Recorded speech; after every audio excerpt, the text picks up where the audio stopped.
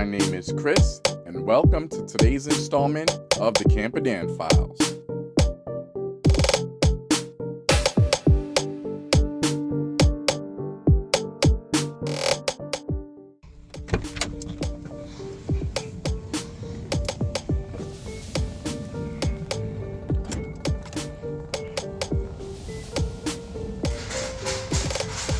So I decided to go with one of these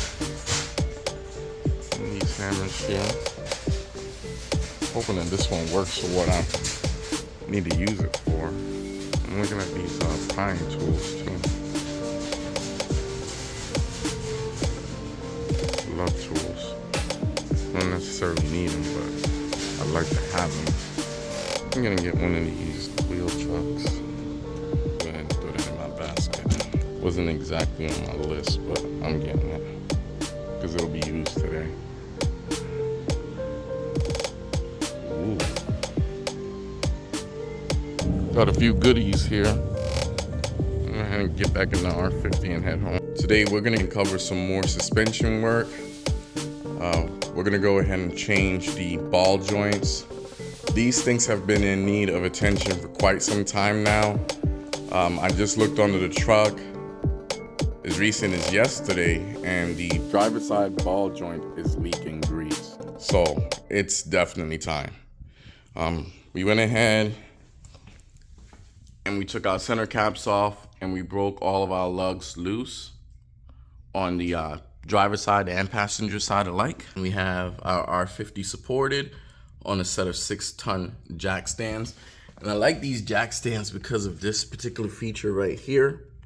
It's a little locking pin of sorts, and it just slides in, and once it bottoms out, it should stick out like that.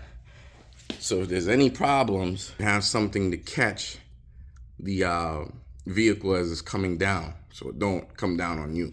And then of course I still have my floor jack slightly applying pressure to the underside of the subframe. So we're good. So we're gonna go ahead and get these wheels off. We're gonna start with the driver's side first and work our way to the passenger side. I'm assuming we're gonna be here for a little bit on this side because of possible rust jacking between the knuckle and the ball joint, and the same for the actual control arm side. So I bought me a 4-pound sledgehammer, and what I'm hoping to do is just beat on the segment of the knuckle where it makes contact with the ball joint in hopes of breaking it loose. So here we go.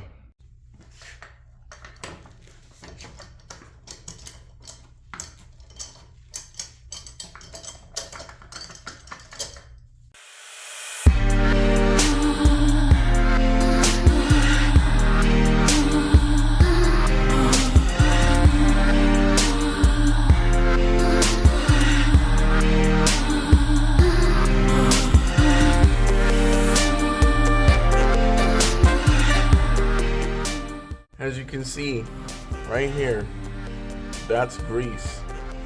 And I'll zoom in so you guys can see. That's fresh grease that presented itself here in the last few days, coming from that ball joint. So it's definitely in need of replacing. Alright, so the first thing we're gonna do on this fella is try and get that pilot pin out of that castle. I'm gonna grab this pair, but I need to use the pliers for this. What I'm doing is just bending it back to where we can tap this guy out.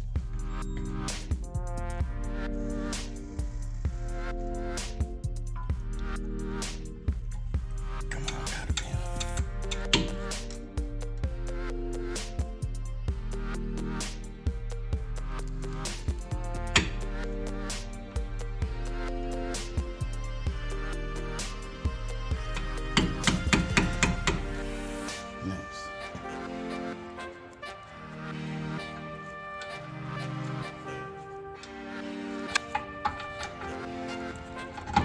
Again, you're going to want to use use impact sockets for this only. If you're using an impact.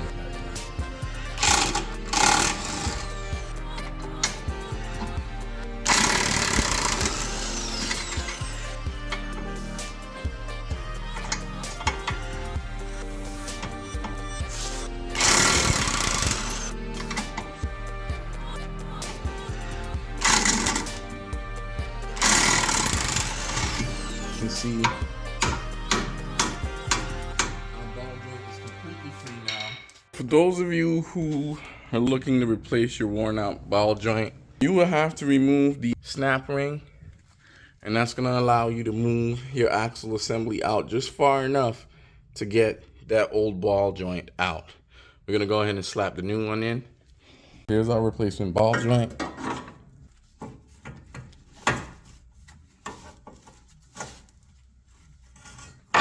There we go.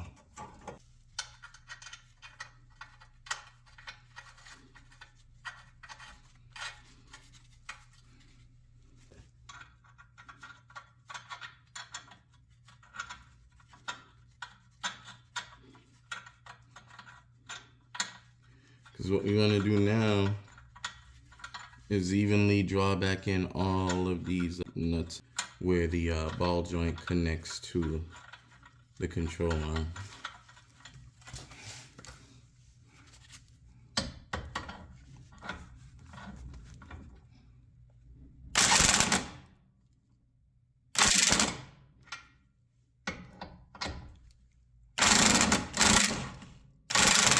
There it goes. Ugh. Finally starting to win a little bit. I was losing earlier, but at least we're starting to win.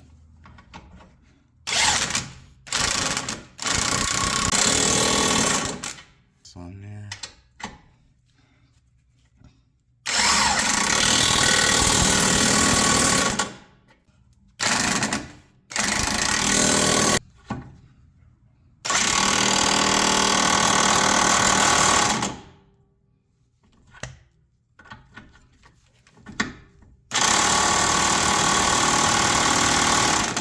So thanks to our buddies there at Empora, we now know that the torque specs for this ball joint is going to be between 76 and 94 foot-pounds. For this, you're going to need a 24 millimeter socket and a torque wrench. I'll have mine set to about 76 foot-pounds. I'm going to torque it, and then we're going to check here and see if the eyelet to our castle nut cooperates. That's 76, and it's it's right on the hole. Wow, we couldn't be luckier, guys. I mean, it literally lined up with our hole. Now I'm gonna work on getting our C-clip put back in place here.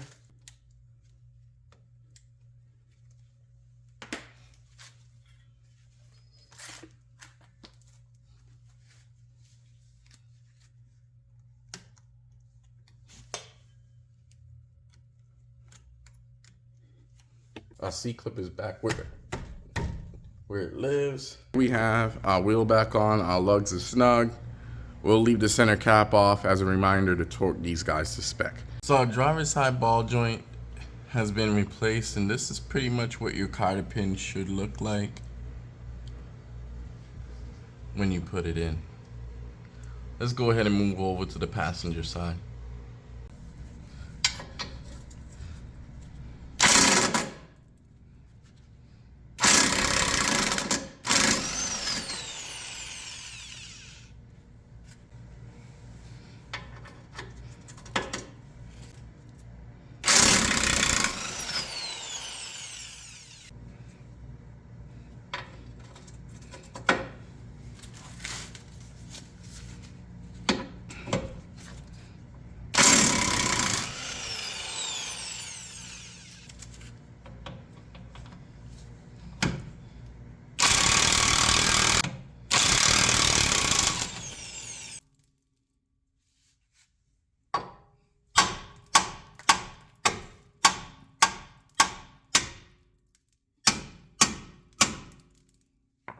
Okay, she's loose.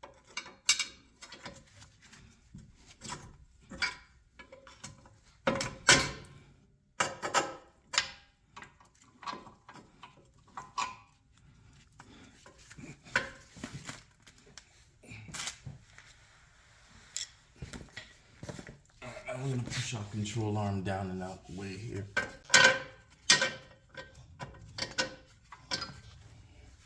Alright, that's out.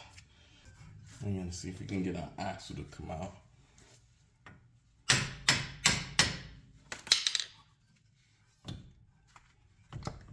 There it goes. And dislodged itself finally. Come on out of there. Whew. This one isn't as bad as the driver's side one was, but still in need of attention, as you can see. So just in case you were wondering, this was the brand that I'm using.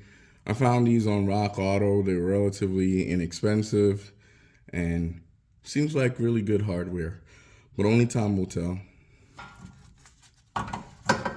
There you go. Get down in there. Get our castle nut on here.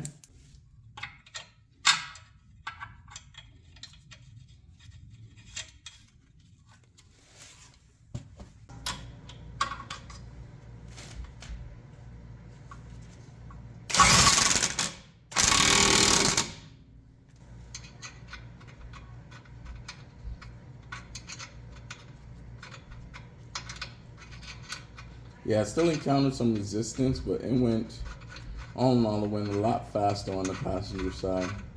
And this is all due to having the experience now. We're going through it on the driver's side.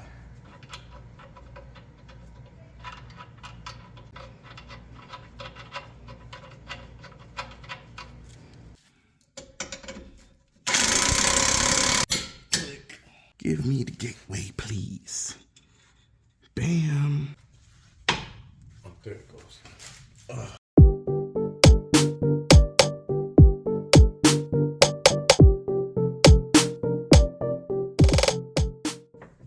I can't believe that little itty bitty clip holds all of that in together. All right, we're gonna go ahead and torque our wheels to spec.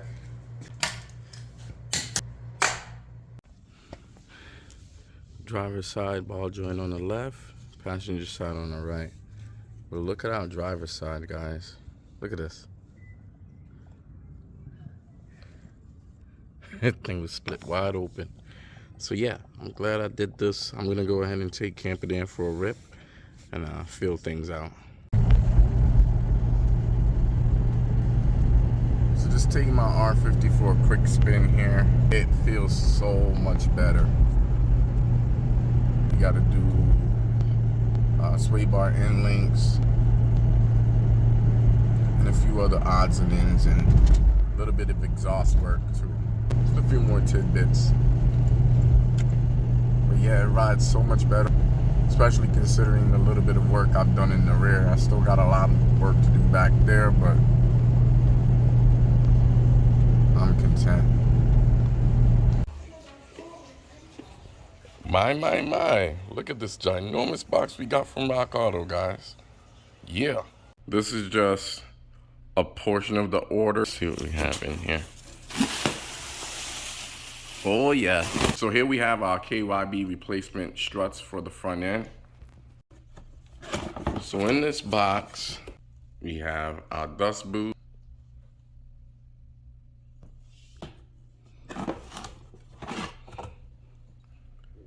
We have our strut mount.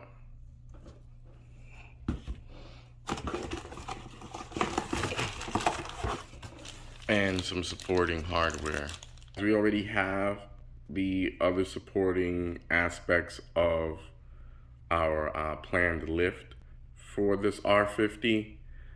I know I'm gonna have to extend my breather for my rear differential. I'm also gonna have to extend my rear brake line, although I'm really scared to even think about even touching that thing because of all the rust that's there. I might just have to run new brake lines. I'm already embracing that idea and thought.